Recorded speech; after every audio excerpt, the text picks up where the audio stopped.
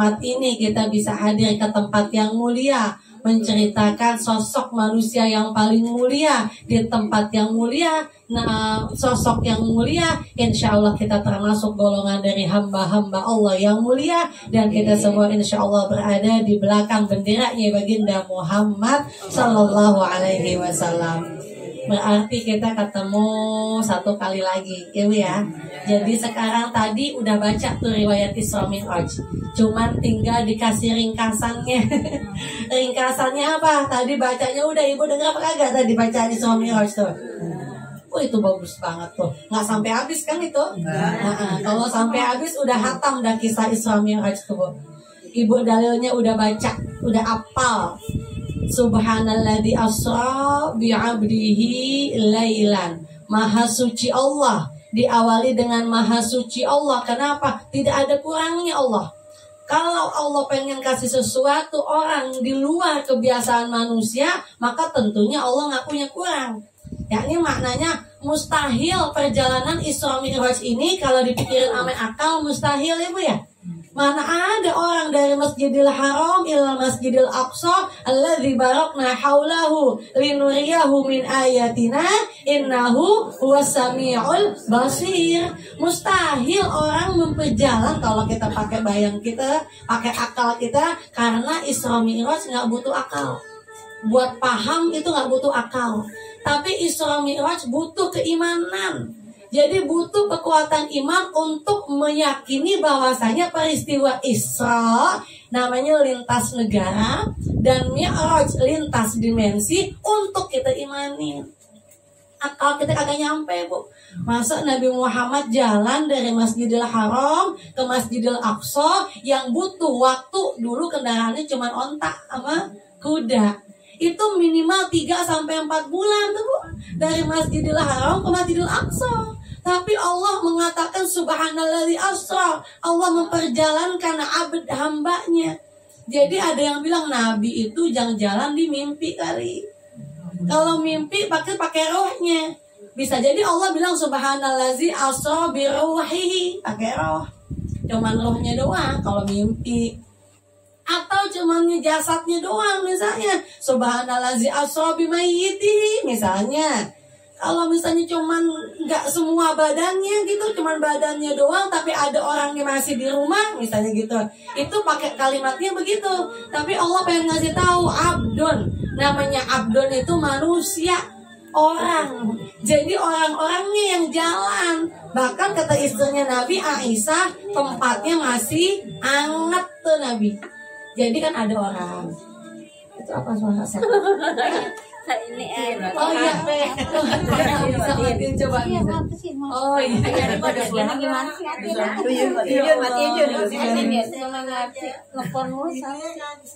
itu gitu siapa tuh yang gini? Ya Allah, kasihan neneknya tuh jadi nggak bisa dah. Ibu-ibu sekalian dirahmati Allah, ini ngomongin tentang keimanan namanya Allah.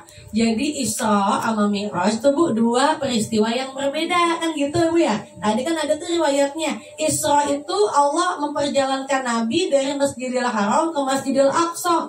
Kenapa nggak langsung aja Mi'raj, Bu? Kenapa pakai dari Masjidil Haram ke Masjidil Aqsa? Kenapa begitu?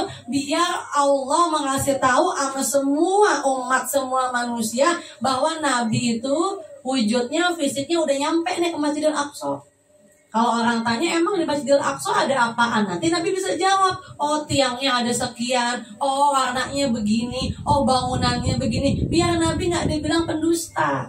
Jadi kalau gampang aja Allah langsung aja jalan ke langit kan gitu, menembus dimensi tanpa batas, tanpa ruang, tanpa waktu tuh, Bu. Tapi Allah pengen ngasih tahu bahwasanya Nabi diperjalankan sebagai sebagai hamba Allah yang paling suci setelah sebelumnya melewati kejadian yang sangat menyakitkan. Kalau kita bilang ada ulama tuh, Bu, orang alim, ahlul bait, datang ke rumah, datang ke majelis taklim, disambut dengan anggur. Tapi Rasulullah dilemparin batu dulu, dilemparin batu terus.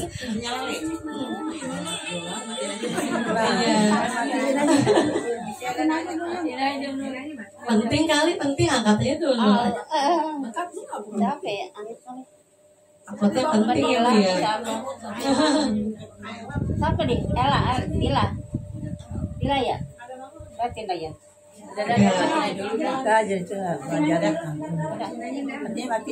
Lanjutin kepotong-potong 2 kali.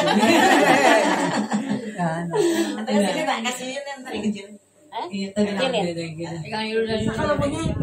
kasihan ibunya kagak bisa soalnya. Iya, kita nggak bisa. Ibu ya kita lanjutin lagi potong nih. Potong 3 kali nih. Maaf nih. Gak apa-apa. Ibu ya. Jadi ya namanya juga ibu-ibu. Takutnya kan penting ya. Takutnya nanti ada apa.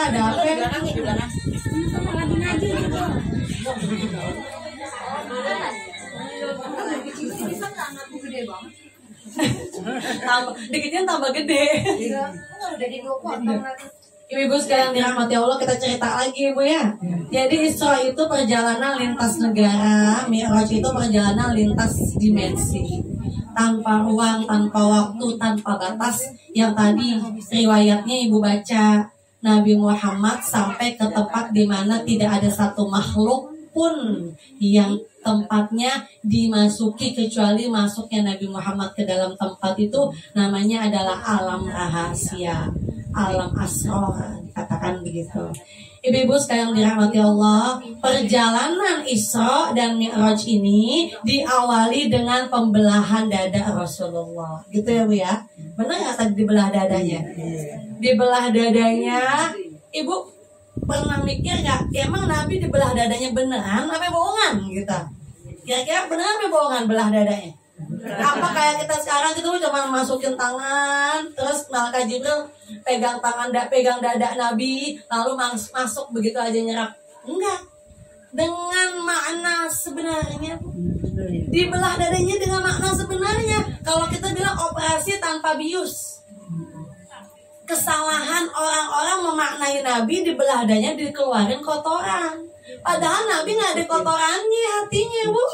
Suci, yakni maknanya mensucikan sesuatu yang sudah suci ditambah kesuciannya dengan cahaya Allah, dengan cahaya hikmah oleh malaikat Jibril. Itu apa hikmahnya dibelah dadanya Nabi? Bukan sekali, ya sekian kali Nabi dibelah dadanya.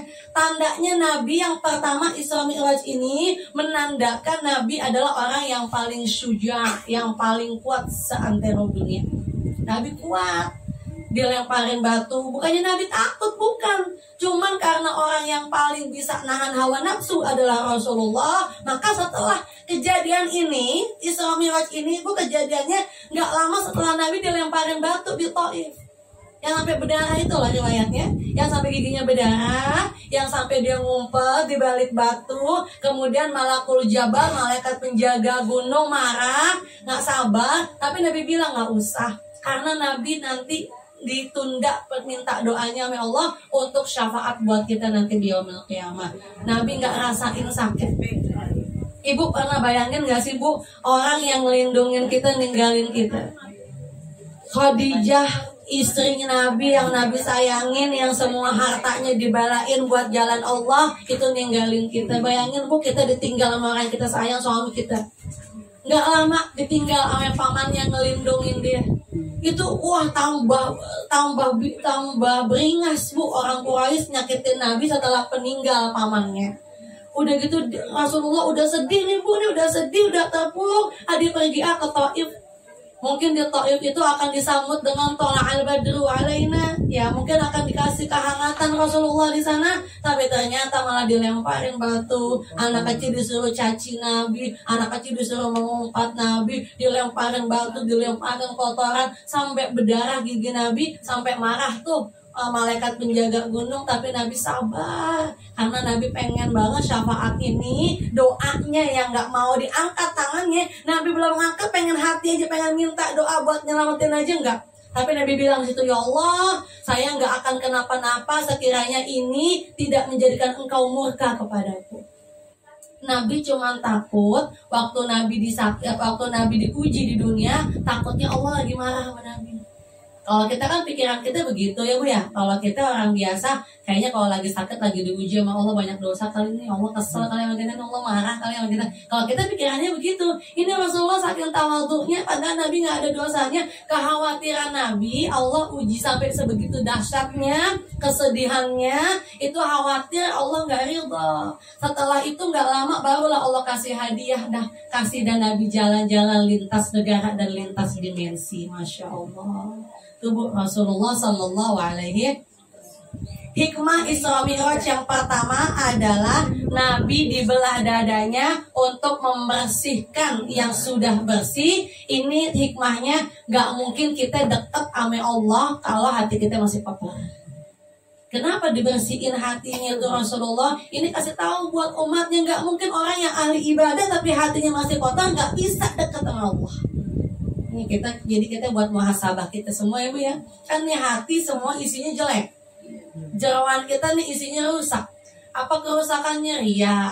Kerusakannya apa? Sum'ah. Kerusakannya apa? Takabur, sombong. Kerusakannya apa nih? Semua ada di hati kita. Tapi kita merasa kita dekat sama Allah. Bukan. Itu hanya perasaan kita doang gitu, maksudnya gitu. Ini yang pertama, hikmahnya kalau pengen dekat sama Allah, caranya harus bersih dulu hati kita. Yang kedua, Nabi jalan tuh Bu. Ini yang jarang dikasih tahu orang adalah Nabi dijemput sama 3 malaikat, Jibril, Mikail, dan 1 malaikat lain. Dijemput. Lalu malaikat Jibril sebelum ketemu sama Nabi, malaikat Jibril disuruh sama Allah pergi ke Taman Buraq. Jadi di langit tuh Bu ada taman buraq. Ibu tahu nggak taman buraq? Tempat beli buraq. Artinya tempat buraq tinggal gitu di taman buraq. Lalu malaikat Jibril melihat ada 1 buraq yang nggak ceria, yang sedih, yang diem, yang nangis sepanjang waktu deh. Lalu disampaikan sama malaikat Jibril, kenapa buraq? Kenapa nggak seceria teman-temanmu yang lain?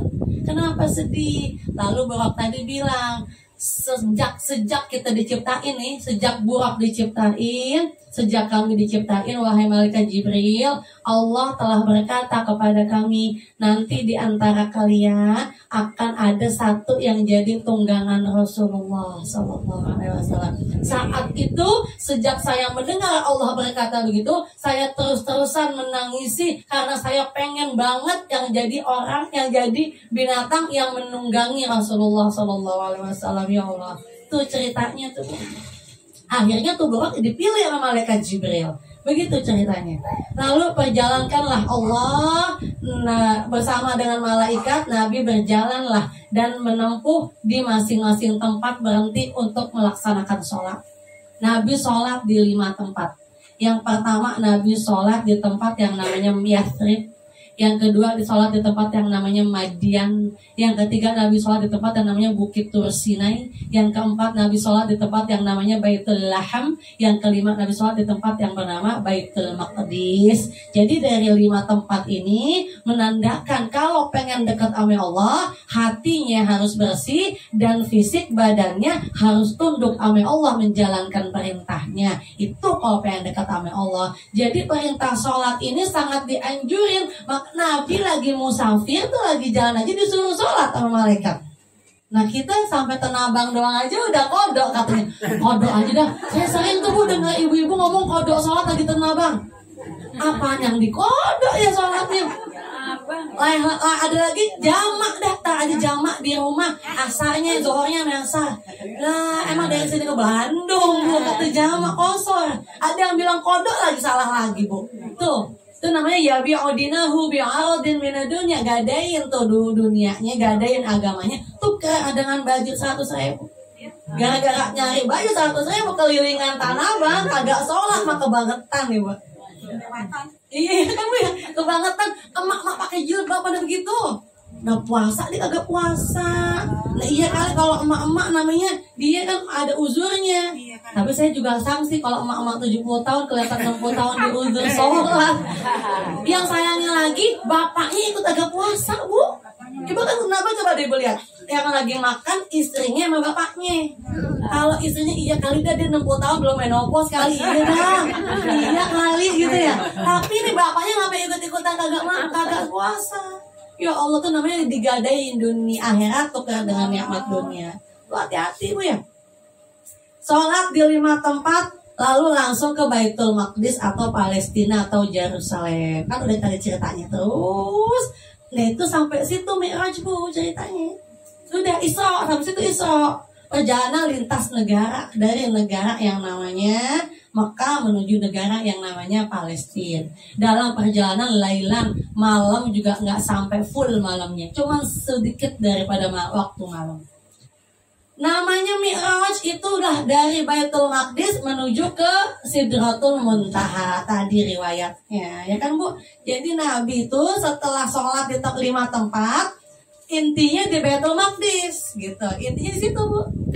Di Baitul Maqdis Nabi mengimami para nabi-nabi semuanya. Ini Allah pengen nunjukin makomnya Nabi beda dengan makom nabi-nabi yang lain. Gitu. Kedudukan Nabi lebih tinggi daripada kedudukan Nabi Musa sekalipun yang dapat julukan Kalimullah. Bahkan lamallahu Musa taklima. Itu Nabi Musa ngomong sama Allah, tetap makomnya Nabi bukan cuma ngomong tapi lihat Allah secara nyata, tidak berbohong apa yang Nabi lihat itu. Allah Subhanahu wa taala. Undang-undangnya, peraturannya, orang hidup nggak boleh ngelihat Allah. Itu peraturannya. Karena Allah dihalangi oleh 70.000 penghalang. Dan sudah dipotong satu penghalang oleh Nabi Musa alaihissalam. Cuma satu, masih ada 69.999 penghalang. Kata Nabi Musa, keenakan ngomong sama Allah, pengen juga dong Bu ngeliat kan gitu Bu. Kayak ibu nih, misalnya siapa nih, dengar Ustazah Halimah Ali terus cuman di radio, kan pengen ketemu kan gitu Bu ya. Kalaupun kita ikut kajian beliau gitu, ya nggak enak kedengaran suaranya, pengen lihat dia jalan kan gitu. Saking syahdunya, saking nikmatnya pengen ketemu. Nabi Musa minta sama Allah, ya Allah saya pengen lihat kamu. Tapi Allah bilang, lantaroni, kamu nggak bisa ngelihat saya, bukan saya nggak bisa dilihat. Jangan salah ya Bu ya. Bukan Allah nggak bisa dilihat, tapi Nabi Musa nggak bisa lihat Allah. Makanya kata Allah, wandur ilal jabal, lihat tuh ke gunung. Nabi Musa ngeliat ke gunung, gunung hancur bah. Gunung yang paling besar, makhluk yang paling besar ciptaan Allah aja hancur. Baru ada tembok satu penghalang di antara 70.000 penghalangnya Allah sama hamba Allah. Pingsan Nabi Musa Bu. Nggak bisa atau taubat kan Nabi Musa alaihissalam, karena takutnya dikata nggak bersyukur. Udah dengar saking cintanya Nabi Musa sama Allah, jadi nggak mau cuma ngomong doang pengen lihat, tapi Rasulullah secara tiba-tiba tanpa persiapan. Nabi Musa pakai persiapan ketemu Allah, puasa 40 hari Bu. Nabi Musa tuh ketika ketemu sama Allah di bukit itu, maka disuruh lepas sendal. Itu Nabi Musa. Oh, Nabi Muhammad kan enggak Bu. Bahkan kata sebagian ulama, sendalnya Nabi bisa lebih mulia daripada malaikat Jibril alaihissalam. Karena Nabi bajunya, sendalnya ngikut ketemu Allah. Makanya dalam sebuah thariqah, sebuah tarekat, kita itu harusnya punya di rumah kita gambar sendal atau terompahnya Rasulullah. Dalam sebuah thariqah, ibu cari terompah Rasulullah, ibu print, ibu pajang di dinding rumah. Salah satu tarekat aliran gitu Bu, dia nempelin di rumahnya, alirannya nggak sesat, aliran bagus, aliran bener Bu. Dia pajang tuh terompahnya, kaki sendalnya Nabi di rumahnya, maka yang lain kebakaran rumahnya, insya Allah dia tidak akan ikut terbakar rumahnya. Kenapa? Karena terompahnya, gambarnya doang aja bisa kasih kemuliaan, bisa kasih keberkahan. Gimana terompah yang lain? Ibu udah pernah lihat sendalnya Nabi Muhammad apa belum? Nah, kalau ada di online terompah Nabi Muhammad itu dimarahin sama ulama, jangan ente pakai, taruh di atas kepala. Jadi sendalnya Nabi jangan diinjak-injak juga. Ada sendal Nabi Muhammad kita beli karena kita cinta sama Nabi kita beli tanpa ilmu, kita pakai ke sendal. Itu sendal Nabi Muhammad kayak begini nih bentuknya. Nggak ada ulama sendal Nabi ditaruh di atas kepalanya. Masih lebih mulia daripada malaikat Jibril sekalipun terompahnya sendalnya Nabi Muhammad SAW. Tuh Bu, jadi begitu. Nabi naik ke langit ke satu, ketemu Nabi Adam alaihissalam. Kata Nabi, marhaban, selamat datang ya Rasulullah. Ini sunnah. Kalau kita kedatangan tamu, ucapin marhaban, tanda senang. Kadang-kadang kita ada tamu kan gedek banget ya Bu ya. Habis dia lagi. Kadang-kadang tamu kagak tahu waktu ya Bu ya. Tapi kita bilang aja deh marhaban. Oh sampai kapan di rumah saya? Itu sunnah. Nabi Adam ketemu Nabi Muhammad ketemu Nabi Adam di langit berapa Bu? Ke-1. Ada ceritanya. Nabi Adam, Rasulullah tahun ke-1 Hijriah diusir dari Mekah dan Nabi Adam diusir daripada surga menuju ke langit dunia. Naik ke langit kedua ketemu sama Nabi Isa sama Nabi Yahya. Nabi Isa, Nabi Yahya, kenapa dua? Kenapa nggak satu Nabi? Entar Nabi Isa turun kan ke dunia, maka tiap langit kudu ada yang huni gitu. Jadi Nabi Yahya yang menghuni. Kenapa di pintu langit kedua ketemu Nabi Isa dan Nabi Yahya? Karena di tahun kedua hijrah, Nabi itu dibikin sama orang-orang kafir Quraisy untuk punya rencana membunuh Nabi. Tapi alhamdulillah Nabi selamat. Sama kejadiannya sama Nabi Isa, sama Nabi Yahya. Nabi Isa Allah naikin ke langit, tapi Nabi Yahya mati dalam mati syahid. Karena itu dia rencana pembunuhan, jadi sama kisahnya. Di langit ketiga Nabi berjumpa dengan Nabi Yusuf alaihi salam. Karena Nabi Muhammad di tahun ketiga Hijriah juga itu dibuat suatu tempat untuk bisa mengurung Nabi Muhammad sebagai hapana. Halnya Nabi Yusuf dimasukin ke dalam sumur sama saudara-saudaranya kan gitu ya Bu ya. Nah itu dia tuh terompahnya tuh. Seperti itu kira-kira. Seperti itu udah kira-kira. Tapi kalau di Mekah nggak ada yang jual sih kan? Emang nggak ada yang jual cuma. Tapi namanya terompah itu yang kaki yang dijepit tuh namanya terompah. Gitu. Yang mancung dikit, yang mancung. Ibu kan kalau di Saudi itu pasti ada terompah warnanya kulit. Sendal Nabi tuh kulit biasa. Ibu punya dompet dari kulit, bisa nggak masuk ke kamar mandi? Ibu punya dompet dari kulit, bisa nggak bawa dompet ke kamar mandi? Dari kulit bisa nggak bawa ke kamar mandi? Ini tas dari kulit bisa nggak bawa ke kamar mandi tasnya? Bisa. Tapi kalau misalnya tuh kulit jadiin sampul Al-Quran, boleh nggak bawa ke kamar mandi? Nah, nggak boleh. Begitu juga sendal Nabi kulit biasa, tapi tuh sendal Nabi nempel sama kaki Nabi, maka tuh sendal Nabi jadi mulia. Gitu maksudnya. Ya paham ya? Jadi emang saya dari sekarang juga pengen nyari tuh pas ada dengar kisahnya. Oh, terompahnya Nabi ditaruh di rumah buat jadi syafaat buat kita. Tadi print, dibingkai kayak kita foto kayak habaib begini nih, kita taruh. Iya, ya jadiin aja kayak begini laminating, kita taruh, kita pajang, kita bingkai dah. Biar apa syafaat Rasulullah. Nih dengan kisah begini dalam kitab-kitab turas, jadi kita pengen kan Bu ya, biar selamat daripada surah, selamat daripada kebakaran, insya Allah. Bisa diwarna hitam, bisa jangan bukan hitam putih bukan. Jadi printnya print yang warna. Tapi cari yang asli, bentuk asli terompah sendal Rasulullah. Iya, lihat dulu yang benar yang mana kan kadang-kadang banyak ya. Cuma sih kalau misalnya ada terompah Nabi, insya Allah itu benar kayak begitu. Ini bacanya sih ya. Apa? Islam kisah sendal Rasulullah. Nah itu, nah iya. Insya Allah sih benar. Itu yang bagus. Kadang-kadang modelnya dia ngadepnya ke samping biasanya gitu kan? Ada ke samping modelnya. Nah itu dia. Terompahnya Rasulullah itu dalam aliran aliran yang saya lupa itu dijadiin sebagai syafaatnya dia di dunia, apalagi di akhirat gitu. Di langit ketiga ketemu Nabi Yusuf, di langit keempat ketemu Nabi Idris, di langit kelima ketemu Nabi Musa, di langit keenam ketemu di langit kelima ketemu Nabi Harun, di langit keenam ketemu Nabi Musa, di langit ketujuh ketemu Nabi Ibrahim, di langit kedelapan Nabi berjumpa namanya tempat Sidratul. Di situlah Nabi melihat tadi riwayat malaikat Jibril dalam bentuk aslinya yang punya 600 sayap. Yang sayap malaikat Jibril satu sayapnya menutupi ufuk timur dan ufuk barat. Bayangin kalau Nabi melihat malaikat Jibril, itu kali kedua Nabi melihat malaikat Jibril dalam bentuk aslinya. Setelah pertama kali Nabi menerima wahyu, Nabi melihat malaikat Jibril dalam bentuk aslinya 600 sayap. Bayangin Bu, kayak kita ngelihat sesuatu yang besar gitu Bu ya, yang serem gitu kan, itu nanti Sidratul Muntaha. naik ke langit ke-9, namanya tadi apa? Mustawa. Naik ke langit ke-10 yang disebut dengan arsy-nya Allah. Tadi riwayatnya malaikat Jibril nggak bisa nembus sampai ke arsy-nya Allah. Kata Nabi kan kamu terbuat dari cahaya. Cahayaku bukan bahagian dari cahaya Allah. Sedangkan cahayamu ya Muhammad itulah bagian dari cahayanya Allah. Semua makhluk yang ada di dunia itu hanyalah percikan daripada cahaya yang Allah berikan kepada Nabi Muhammad bagi kita umatnya.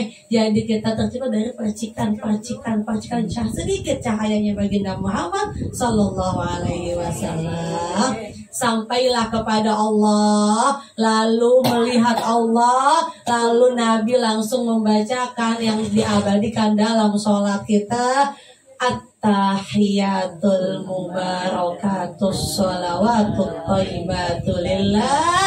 Lalu Allah menjawab dengan mengatakan, Assalamu alaika ayyuhan nabiyyu wa rahmatullahi wabarakatuh. Nabi udah ketemu Allah masih ingat sama kita, ya Allah. Tuh Rasulullah, Nabi Idris diajak jalan-jalan sama Allah ke langit ngelihat surga kagak mau balik. Belum ketemu Allah, nggak ada ketemu Allah kecuali Nabi Muhammad. Nabi Muhammad lihat Allah, kenikmatan yang paling nikmat di dunia dan akhirat. Tapi Nabi bilang, ya Allah salam dong buat umat saya. Makanya Allah bilang, Assalamu alaina wa ala ibadillahi. Masya Allah tuh. Ya Allah salamin dong buat hamba-hamba, buat umat-umatku ya Allah. Itu atas permintaan Nabi, Ibu. Nggak lupa sama kita.